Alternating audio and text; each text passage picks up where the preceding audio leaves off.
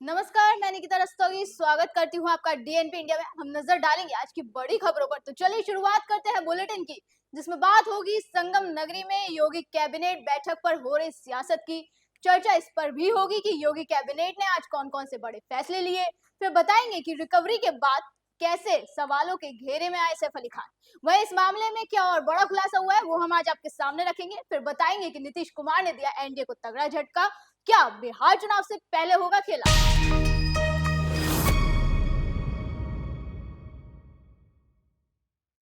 संगम नगरी प्रयागराज में मंत्री परिषद की बैठक होने के बाद सीएम योगी मंत्रियों के साथ संगम पहुंचे, जहां उन्होंने पूरे कैबिनेट के साथ डुबकी लगाई।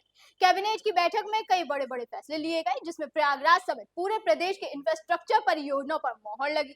बैठक में मिर्जापुर से प्रयागराज तक विंध्य एक्सप्रेसवे को मंजूरी दी गई।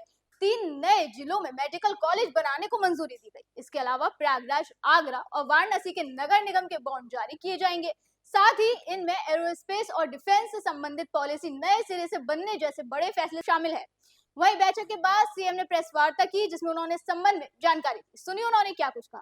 महाकुंभ में पहली बार उत्तर प्रदेश का संपूर्ण मंत्री परिषद उपस्थित है। हमारे सहयोगी सभी मंत्रियों ने आज यहां पर बहुत सारे मुद्दों पर चर्चा की है। प्रदेश के विकास से जुड़े हुए जो नीतिगत निर्णय हैं, उन मुद्दों पर चर्चा हुई है। इसके अलावा यहां पर अन्य महत्वपूर्ण मुद्दों के साथ साथ प्रयागराज के विकास से जुड़े हुए मुद्दों पर भी चर्चा हुई है। इस अवसर पर जिन मुद्दों पर आज यहां चर्चा हुई है, उनमें खासतौर पर प्रदेश सरकार के जो महत्वपूर्ण मामले हैं, उनमें से उत्तर प्रदेश की जो एरोस्पेस और डिफेंस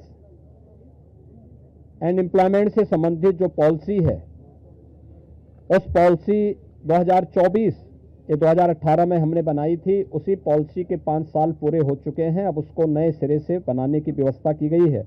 वहीं संगम नगरी में हुई योगी सरकार की इस कैबिनेट बैठक पर सियासत भी शुरू हो गई है। जो अखिलेश यादव महाकुंभ पर सवाल उठाते हुए दिखते हैं, उन्हें अब संगम नगरी में हुई इस बैठक से भी दिक्कत होने लगी। उनका कहना है कि कुंभ और प्रयागराज वो स्थान नहीं जहां पर राजनीतिक कार्यक्रम और फैसले लिए जाएंगे।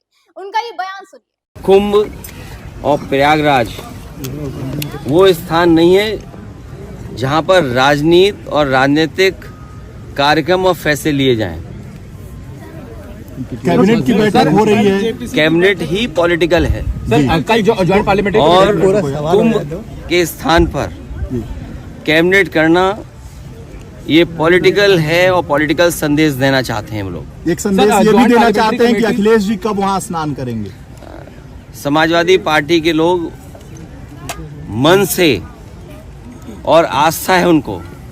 हम में से बहुत सारे लोग हैं जो गंगा स्नान कराए होंगे, उन्होंने तस्वीर भी नहीं डाली होगी, कहीं भी ना आपको बताया होगा। अब बात सैफ अली खान मामले की। सैफ अली खान बीते दिन हॉस्पिटल से डिस्चार्ज हुए, जिसकी वीडियो सोशल मीडिया पर जमकर वायरल हो रही है। जिसके बाद सैफ सवालों के घेरे में आ गए। हर किसी के मन में सवाल है कि जिस शख्स पर इतना बड़ा हमला हुआ, उनकी रीढ़ की हड्डी के पास 2.5 इंच का चाकू मिला, क्या उसका इतनी जल्दी ठीक होना संभव है?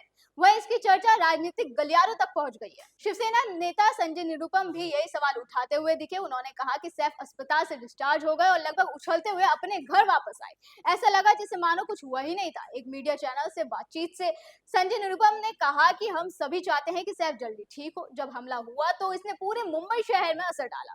सरकार की कार्यक्षमता पर भी सवाल उठे, लेकिन क्या इतनी जल्दी रिकवरी होना संभव है?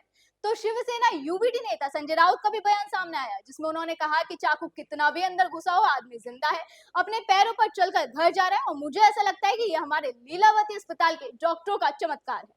वहीं सैफ मामले में एक और बड़ा खुलासा हुआ है। फॉरेंसिक लैब की एक रिपोर्ट सामने आई, जिसने मुंबई पुलिस को कटघरे में खड़ा कर दिया। रिपोर्ट में दावा किया गया कि सीसीटीवी में सैफ के घर पर दिखा शख्स और अरेस्ट आरोपी दोनों अलग अलग है। 16 जनवरी की रात एक्टर पर उनके फ्लैट में हमला हुआ। सुबह पुलिस ने संदिग्ध आरोपी का सीसीटीवी फुटेज जारी किया। फिर 3 दिन बाद मुंबई पुलिस ने सैफ पर हमला करने वाले मोहम्मद शरीफुल इस्लाम शहजाद को गिरफ्तार कर लिया। सोशल मीडिया पर बातें होने लगी कि सीसीटीवी फुटेज में दिखे शख्स और शरीफुल का चेहरा मैच नहीं करता। इसका पता लगाने के लिए दैनिक भास्कर ने फोरेंसिक एक्सपर्ट की मदद ली, जिसमें खुलासा हुआ कि ये दोनों शख्स अलग अलग है। उनके चेहरे के शेप से लेकर आंख और होठ की बनावट तक मेल नहीं खाती। बकायदा इसकी रिपोर्ट सामने आई, जिसके बाद देखना होगा कि दाल में कुछ काला है या पूरी दाल ही काली। अब बात उस खबर की जिससे राजनीति के गलियारों में खलबली मच गई। नीतीश कुमार ने एनडीए को बड़ा झटका दिया। नीतीश कुमार के नेतृत्व वाली जेडीयू ने मणिपुर सरकार से अपना समर्थन वापस ले लिया। मणिपुर में सीएम एन बीरेन सिंह के नेतृत्व में बीजेपी की सरकार है। जेडीयू ने पत्र जारी कर औपचारिक रूप से मणिपुर सरकार से अपना समर्थन वापस लेने का ऐलान किया। जेडीयू का 2022 से बीजेपी के साथ गठबंधन था, लेकिन अब उसने सत्तारूढ़ सरकार से दूरी बना ली है। हालांकि जेडीयू के समर्थन वापस लेने के बावजूद मुख्यमंत्री बीरेन सिंह के नेतृत्व वाली बीजेपी सरकार की स्थिरता पर कोई असर नहीं होगा। राज्य विधानसभा में बीजेपी का बहुमत इतना मजबूत है कि किसी भी राजनीतिक व्यवधान के बिना सत्ता में बनी रह सकती है। जेडीयू का समर्थन वापसी मणिपुर की राजनीति में बदलाव का संकेत है और बीजेपी सरकार के कार्यों और निर्णयों पर इसका प्रभाव फिलहाल नहीं देखा जा रहा। लेकिन नीतीश के बीजेपी से नाराजगी के सवाल फिर से उठने लगे। बिहार विधानसभा चुनाव नजदीक है, ऐसे में कयास लगाए जाने लगे हैं कि नीतीश का एक बार फिर से पाला बदल सकते हैं।